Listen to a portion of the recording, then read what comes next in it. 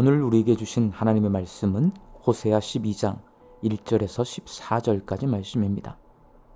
에브라임은 바람을 먹으며 동풍을 따라가서 종일토록 거짓과 포학을 더하여 아수르와 계약을 맺고 기름을 애굽에 보내도다.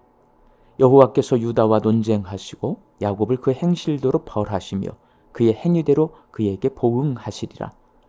야곱은 모태에서 그의 형의 발 뒤꿈치를 잡았고 또 힘으로는 하나님과 겨루되 천사와 겨루어 이기고 울며 그에게 간구하였으며 하나님은 베델에서 그를 만나셨고 거기에서 우리에게 말씀하셨나니 여호와는 만군의 하나님이시라.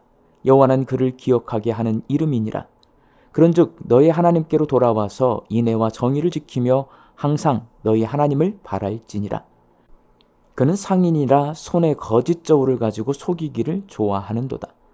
에브라임이 말하기를 나는 실로 부자라.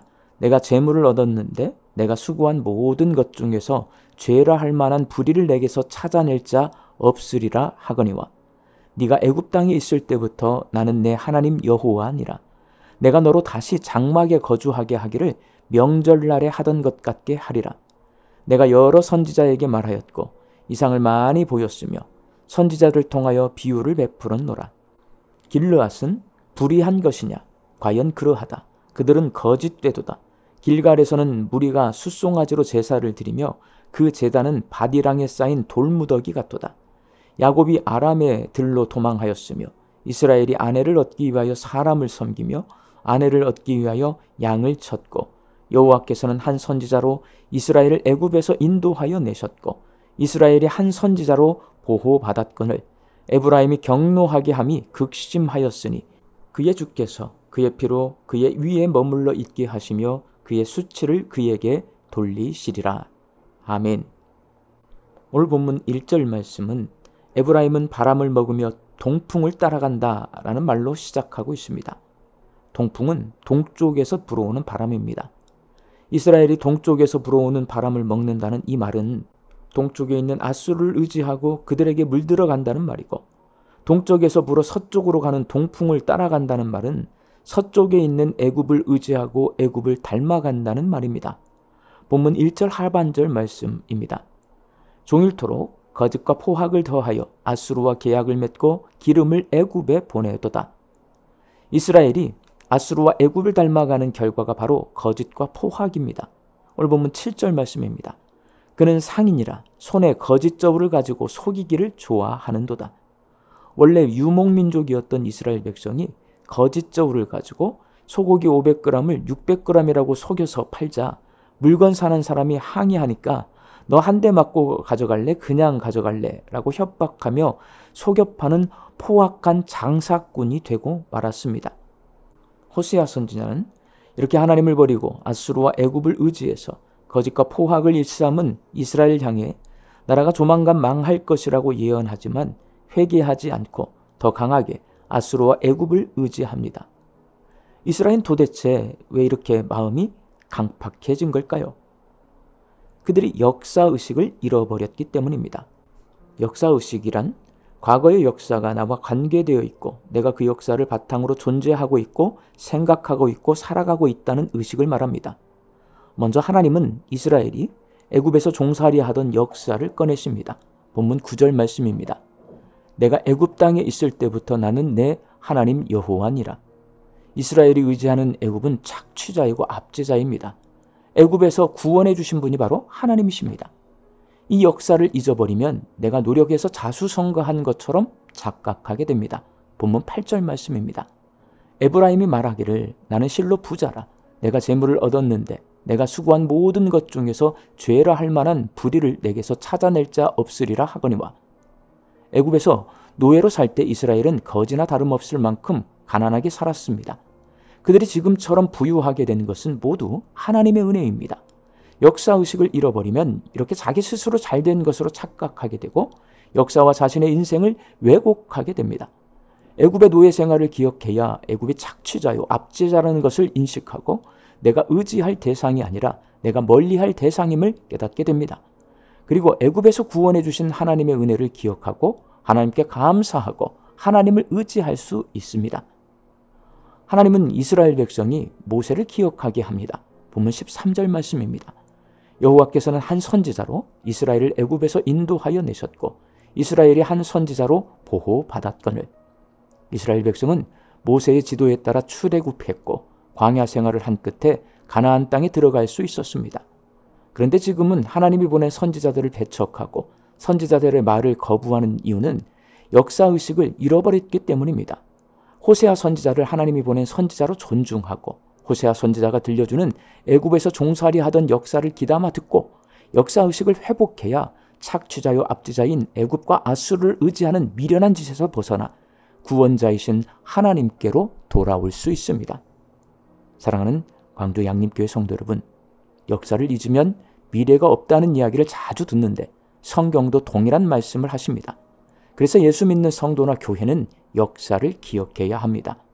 역사는 아름다운 역사만 있는 것이 아니라 기억하기 싫은 흑역사도 있습니다. 우리 광주 양림교회의 120년 역사는 기쁨과 아픔이 있고 자랑스러움과 부끄러움을 가지고 있습니다. 기쁨의 역사를 이어가기 위해 교회의 본질인 복음 증거에 힘써야 하고 아픔의 역사를 기억하며 고난을 인내하며 복음 증거의 역사를 계속 써내려가야 합니다. 자랑스러운 역사를 기억하며 우리도 품위 있고 멋지게 신앙생활을 해야 되고 부끄러운 역사를 기억하며 다시는 부끄러운 모습을 보이지 않도록 힘써야 합니다.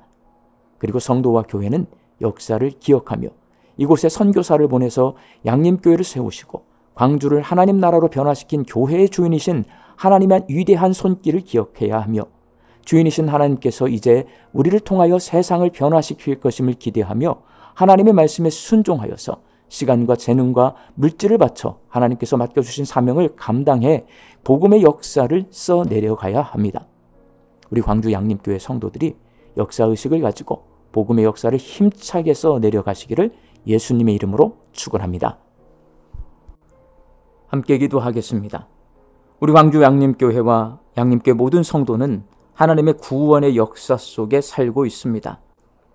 역사를 잊어버리지 않고 기억하며 역사의식을 가지고 새로운 방식으로 복음의 역사를 새롭게 써내려가는 우리 광주 양림교회 모든 성도들 되게 하여 주옵소서. 말씀 듣고 세상을 향해 나아갑니다. 우리 광주 양림교회 성도들이 부지런히 열심히 일하며 살아갈 일터 위에 복을 내려주시옵소서. 허락하신 일용할 양식을 풍성히 거두게 하여 주옵소서. 흩어져 살고 있는 내 가족과 자녀들이 하나님의 구원의 역사 속에서 살게 하여 주시옵시고 하나님과 동행하면서 구원의 역사를 써내려가게 하여 주옵소서. 육신이 연약하여서 낫기를 간구하는 환우들이 있습니다. 예수님의 능력으로 치유함을 얻게 하여 주시고 오랜 시간 침상에 누워 계시는 장기 환우들과 어르신들이 천국 소망 붙들고 오늘 이 하루를 살게 하여 주시옵시며 애쓰고 힘써서 돌보는 가족들 위에 새 힘을 더하여 주옵소서. 예수님의 이름으로 기도하옵나이다. 아멘.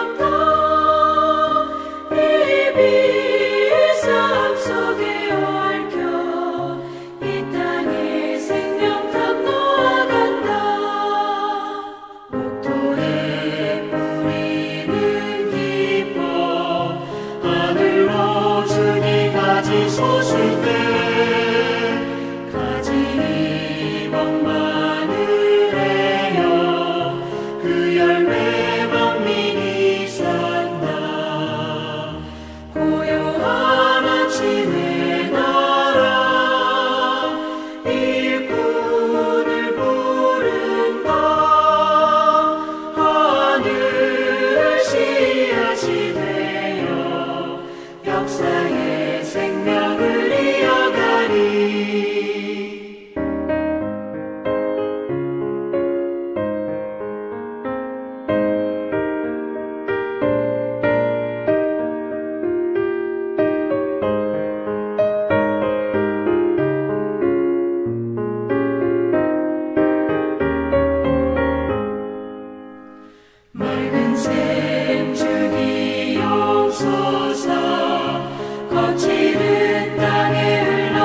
시대